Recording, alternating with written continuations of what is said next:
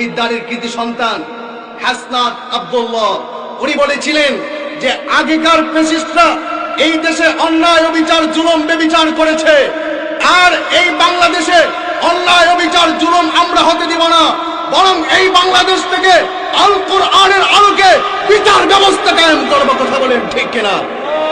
আপনি যদি আল কোরআনের আলোকে বিচার ব্যবস্থা কায়েম করতে পারেন, আমার দেশে যে বিচারকরা আছে ওই বিচারকদের কাছে গিয়ে ধর্ণা দিতে হবে না, মাসে গিয়া লক্ষ টাকার ঘুষ দিতে হবে না, বরং আপনার অবস্থাটা এমন হয়ে দাঁড়াবে যে আপনি ওই বিচারকের কাছে গেলে পরে ন্যায্য যে অধিকার ওই অধিকারটুকুন আপনাকে দিয়ে দিবে।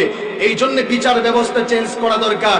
আমি তো প্রায় সময় বলি যে আমার দেশে কোরআনের যতগুলো আইন আছে সবগুলো আইন তো বাস্তবায়ন করা সম্ভব না, শুধুমাত্র একটা আইন বাস্তবায়ন করেন, সেটা হলো আদালত ইনসাফ ভিত্তিক বিচার ব্যবস্থা কায়েম করেন।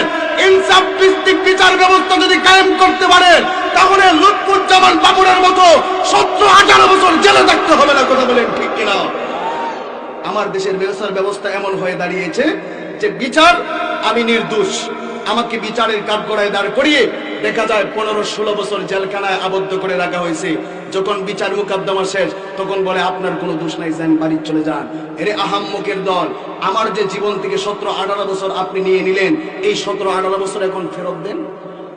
আপনার বাবার সামর্থ্য আছে আমার 17-18 বছর ফেরত দেওয়ার, এই 17-18 বছর তো ফেরত দিতে পারবেন না। এই জন্য বলা হয় আল কোরআনের শাসন ব্যবস্থা কায়েম করেন। আপনি যদি বিচার আদাল ইনসাফ ভিত্তিক বিচার কোরআন দিয়ে করতে পারেন তাহলে ওই জায়গায় কোনোদিন আপনি অন্যায় ভাবে মানুষের কাছে আক্রান্ত হবেন না, অন্যায় বিচার ব্যবস্থার ভিতরে আপনি পড়ে যাবেন না, বরং সুবিচার পেয়ে আপনি অল্প দিনেই খালাস পেয়ে যাবেন। এই জন্যে আল্লাহ রসুল বলেন ভালো মানুষ তো ওই ব্যক্তি যেই ব্যক্তির কাছে কোনো বিচার মোকদ্দমা যাওয়ার পরে ওই ব্যক্তির খারাপ আশঙ্কা করে না যে আমি ওনার কাছে বিচার প্রার্থী হয়েছি, আলহামদুলিল্লাহ আমার অবস্থান ভালো, কোনো সমস্যা হবে না, উনি আমার বিচারটুকু ঠিকঠাক করে দিবে। এই আশা আকাঙ্ক্ষা যদি আপনার কাছে গিয়ে মানুষ রাখতে পারে তাহলে আপনি প্রকৃতপক্ষে ভালো মানুষ।